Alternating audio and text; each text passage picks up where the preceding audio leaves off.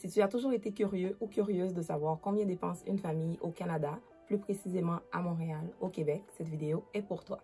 Aujourd'hui, on va plonger dans le monde des finances et on va te montrer nos dépenses mensuelles fixes et variables, tout jusqu'au dernier sou. Je tiens à préciser que chaque famille est différente, donc aujourd'hui, je vais te montrer combien notre famille dépense pour subvenir à nos besoins. Salut! Bienvenue ou re-bienvenue sur notre chaîne familiale, mon nom est Daphné. Tu me diras en commentaire, c'est qui le ministre des Finances chez toi? Ici, je t'avoue, honnêtement, c'est mon mari qui gère les finances au quotidien et moi, je m'occupe vraiment des gros dossiers.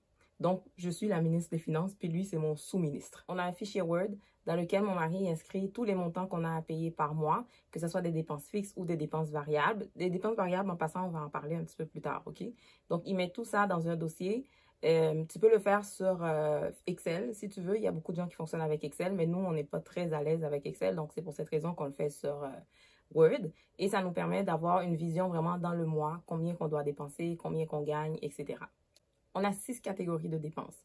On a l'hypothèque, on a la voiture, on a l'électricité, les télécommunications, les assurances et d'autres dépenses. Plus tard, je vais t'expliquer un peu c'est quoi la catégorie autres dépenses. La plus grosse dépense de notre famille, c'est l'hypothèque. Je pense que ça revient un peu à la même chose pour tout le monde aussi. Tout ce qui est logement, maison, c'est vraiment ça qui coûte cher. Ça nous revient à 1375,62. Notre hypothèque inclut les taxes municipales et les taxes scolaires. En passant, tu vas voir de temps en temps, je vais regarder par là, mes notes sont là. Je ne peux pas retenir tous ces chiffres-là par cœur parce qu'il y a vraiment trop de chiffres à retenir. J'espère que tu me pardonneras. Prochaine dépense, ça va être la voiture. La voiture nous revient à 542,30 $. La prochaine facture, c'est l'électricité. Ça nous coûte 300,87 $. On a fait le choix d'avoir le mode de versement égaux parce que c'était plus pratique pour nous. On paye le même montant tout au long de l'année, que ce soit l'hiver ou l'été. Il recalcule ton montant au mois d'août. Notre maison mesure 1291 pieds carrés. Je vais te mettre ça en mètres à l'écran si jamais toi, tu ne calcules pas en pieds carrés. Mais ici, souvent, les maisons sont calculées en pieds carrés. Donc, notre maison a aussi des hauts plafonds. Donc, c'est très difficile à chauffer. Puis, c'est parce que aussi, on aime être confortable dans la maison. Donc, notre facture d'électricité est quand même relativement élevée, à mon avis en tout cas. Dans la prochaine catégorie, on a les télécommunications. Dans les télécommunications, j'ai mis nos cellulaires. On a 3 cellulaires ici. On en a chacun un, mon mari et moi. Et notre ado aussi en a un. Pour les 3, on paye 164,87 $. Et on a un téléphone fixe à la maison. On est encore un petit peu old school, je t'avoue. S'il y a une dépense à couper ici, je pense que ce serait vraiment le téléphone fixe. Parce que des fois, quand le téléphone sonne, on est comme « Ah, qui appelle là? » Parce que c'est rare que le téléphone sonne chez nous. Souvent, c'est genre l'école qui va appeler en premier à la maison au lieu d'appeler sur nos cellulaires. Ou sinon, tu as des appels du gouvernement, genre quelque chose comme ça. Mais généralement, le téléphone fixe, on ne l'utilise pas. Mais en tout cas, on a un petit forfait qui nous coûte 18,21 $ par mois. On a aussi notre Internet qui coûte quand même relativement cher. L'Internet est à 89,68 $. Ensuite, on a la télé, qu'on a un petit forfait qui est à 25 $.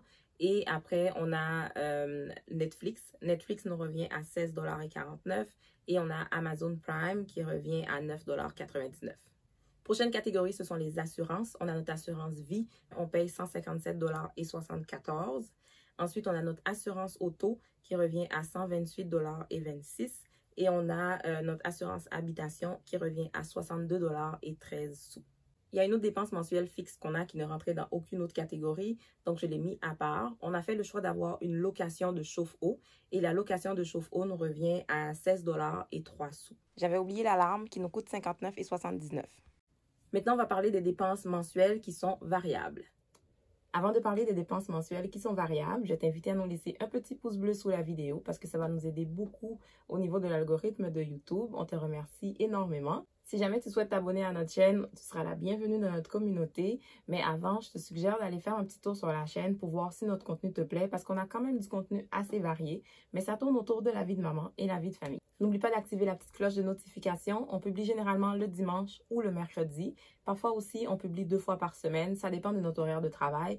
Mais en activant la petite cloche, tu seras toujours notifié quand on aura une nouvelle publication. Pour les dépenses variables, j'ai mis les frais de service de garde. Le service de garde au Québec, c'est quoi? C'est quand les enfants vont à l'école au primaire et que les parents travaillent, on n'a pas la possibilité d'aller chercher les enfants après l'école. Donc, les enfants restent à l'école jusqu'à 6 heures. Ils peuvent aussi avoir le service de garde le matin pour les parents qui vont travailler tôt le matin. Donc, nous, on a le service de garde pour les enfants, surtout l'après-midi, parce que nous, au retour du travail, on va les chercher après. Les frais de service de garde sont variables, parce qu'on n'a pas le même nombre de jours d'école par mois tout le temps. Il y a parfois des journées pédagogiques, donc ça, c'est les journées où les enfants ne vont pas à l'école. Des fois, on envoie les enfants aux journées pédagogiques, donc ça, c'est payant. Et d'autres fois aussi, on ne les envoie pas parce que si je ne travaille pas ou si je travaille juste le matin, on préfère les garder à la maison puis faire des activités plus familiales. Donc, pour les services de garde, ça nous revient entre 120 $ et 210 $. Ça dépend des mois. Donc, c'est vraiment un montant qui est tout le temps là, mais qui est variable. Une autre grosse dépense dans une famille, c'est l'épicerie. Je suis sûre que depuis tantôt, tu devrais te demander, mais attends, l'épicerie est où là-dedans, là? Donc, l'épicerie, pour nous, c'est une dépense qui est variable parce que ça dépend de plein de choses. Ça dépend si on a fait un menu avec des repas rapides, si on a fait un menu petit budget, parce que des fois, on fait ça aussi.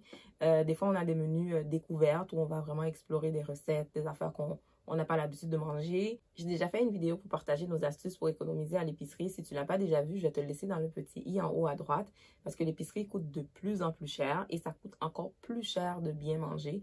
Donc, si jamais tu veux avoir des petites astuces pour économiser à l'épicerie, je vais t'inviter à aller regarder cette vidéo-là. Je travaille sur d'autres vidéos dans le même genre, donc n'hésite pas à revenir sur notre chaîne de temps en temps.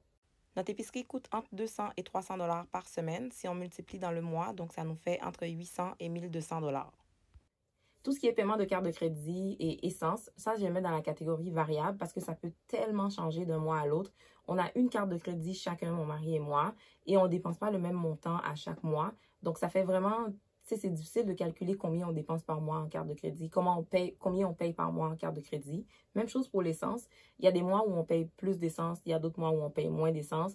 Ça varie vraiment d'un mois à l'autre. Donc, ça, je n'ai pas vraiment de chiffres à partager avec toi.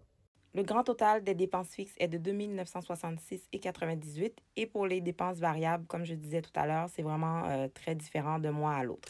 Gérer les dépenses d'une famille au Canada peut être un défi, mais avec une gestion financière responsable et avec une planification adéquate, on peut atteindre ses objectifs. J'espère sincèrement que cette vidéo t'a aidé.